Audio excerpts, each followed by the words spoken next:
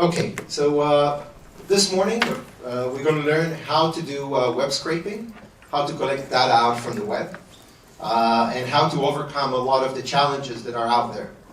I'm sure a lot of you appreciate that today data is probably the most valuable asset organizations have, and in order to successfully collect it, we need to take some measures that are becoming more and more difficult.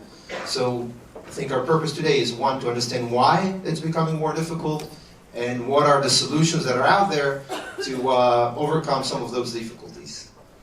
And this is kind of what Luminati brings to the world. We call it bringing web transparency. We'll learn a lot today about why the web is opaque. So a lot of people put different solutions out there to take away the transparency from the web. And we in Luminati, with the solution, with the technology, and with these free workshops that we do, want to bring back to the market the ability to get that transparency, to be able to collect data freely from the web, each one for his own benefit.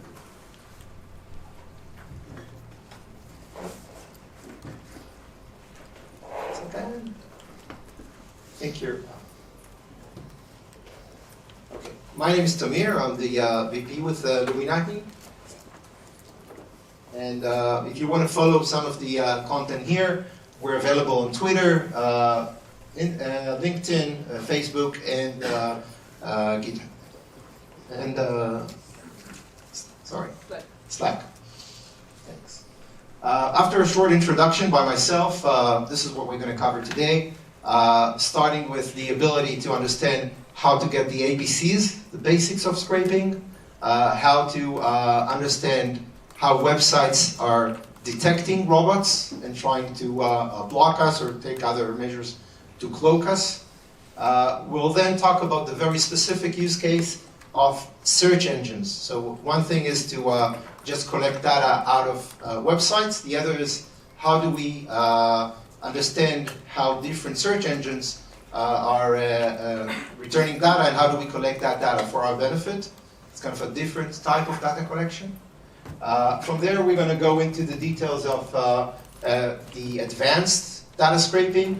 And our target for today really is to spend some time by the Luminati experts here in the room with each of you, and have you look at one or two of your target websites and make sure you're successful in collecting data from that website.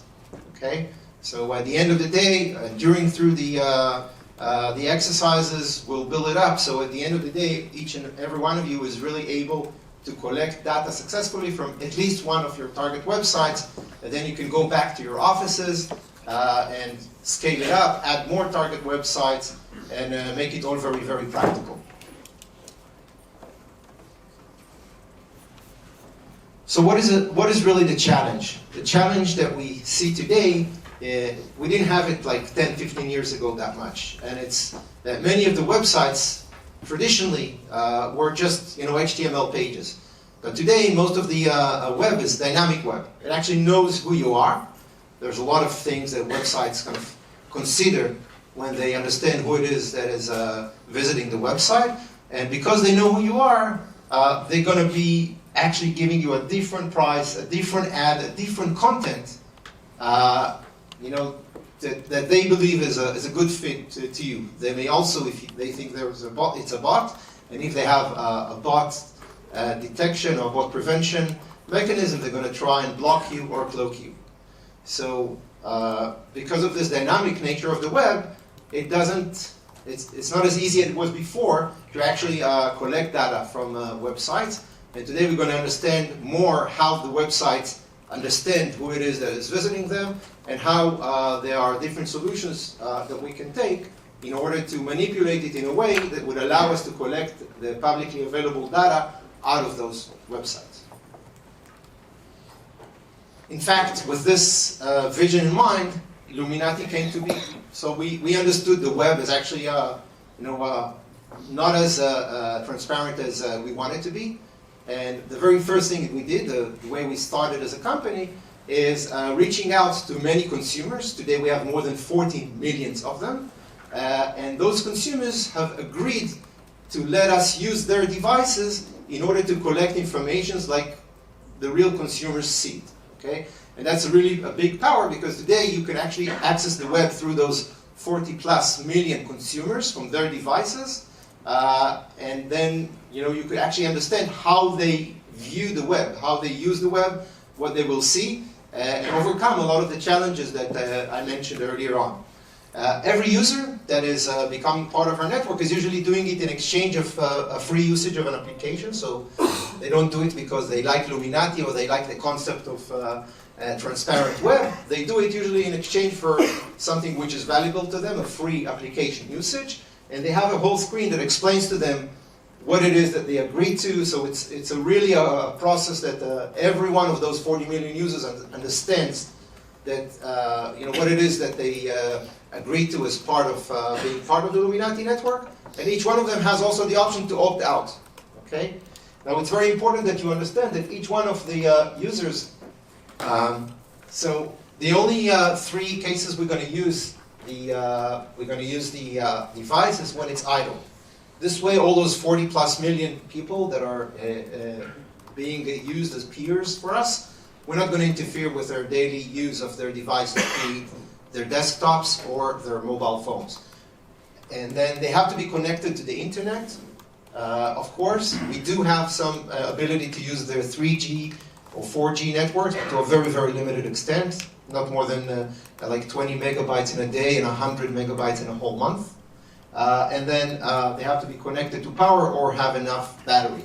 And only if all those 3 things happen, we are using the peer for our network. So really, the ones who are becoming part of our network are not really feeling any kind of sweat or any impact of the fact they become part of our network. And as I mentioned earlier, they have always the option to opt out at any time. This network that we built of more than 40 million devices is what Luminati offers out to the world, and businesses across the world. Today we have more than 10,000 customers around the world that are using this network in order to collect data from different websites. Okay, so let me cover today what are the different networks that are out there.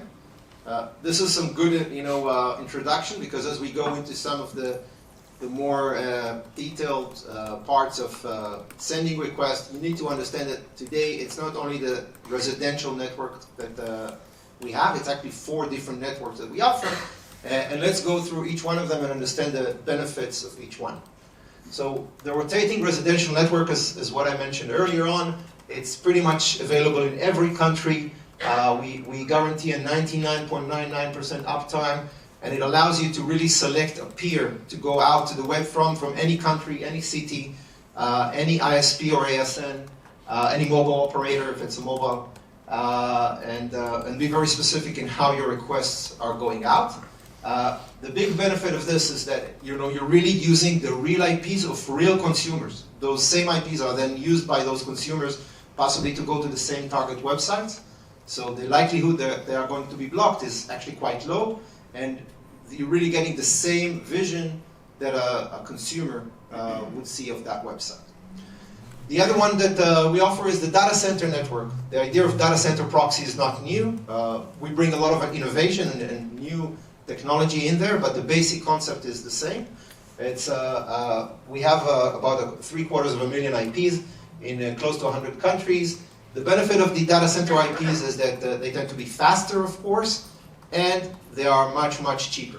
So if you are successful in using them, we do recommend that you try and get to that usage, because it's going to be faster and cheaper.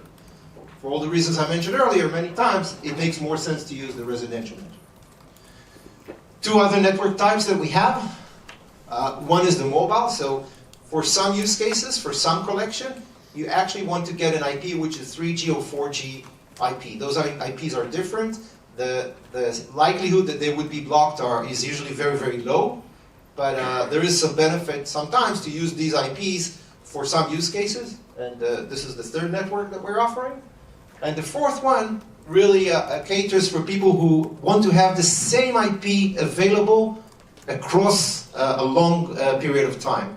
As I mentioned earlier, here, the minute that a user in the residential network is starting to use his device, is going out of idle mode, we have to disconnect. And sometimes if you have a process that takes 5 minutes or 3 minutes, that could be a problem. So for those use cases, we have today more than 85,000 IPs and obviously a fewer number of countries that we are buying directly from the ISPs, and we kind of hold them for you as residential IPs. So these are, you know, if somebody would do a who is on this IP, these are residential IPs, but they are 100% of the time available because we keep them and we buy them directly from the ISPs, okay? So 4 different networks, each one has a different use case, a different value, and as you look at what it is you're trying to achieve, we choose the one that is most cost-effective and fast for you. Okay, so we spoke about the 4 networks. Let's understand about the 4 levels of using the proxy infrastructure, okay? The very basic one, the way we started, is just having APIs. So we do provide APIs and, you know, with recommendations how to use them in pretty much any coding language. And the API would take you from your crawler to what we call a super proxy, which is a load balancer, to the type of IP and the geography of IP that you have selected, and then hitting your target website. So obviously your target website believes that they are communicating with the IPs that you have selected. So this is the most basic way of using the network. Then we understood that there are a lot of things that people have to add to their requests in order to be successful, in order to manage them, okay? And then we built a software, a free software, that is called the Luminati Proxy Manager.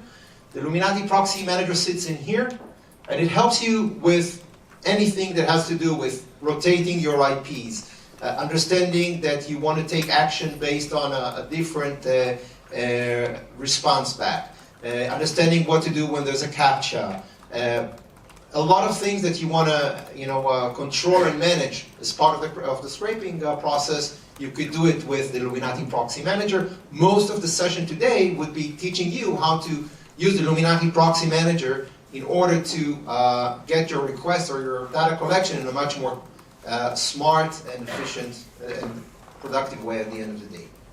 The third generation, we spoke about API being the first, the Proxy Manager being the second. The third one that we developed and we just launched last year is something that we call the Unblocker. So instead of you going and hitting any kind of an e-commerce website, being our Walmart or Amazon or eBay or whatever it is, we actually allow you to use our software, and that software is doing everything that we're going to learn today how to do manually in the Proxy Manager.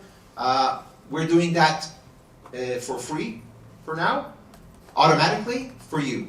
So what does it entail? For example, changing between different networks, managing the headers, managing the cookies, understanding the content and some data validation of the content, and changing the HTTP protocol, retries if needed. All this is automated by us. So at the end of the day, you send a request for like a product page, for example, and you get a response back. And we handle it all with the software automatically for you.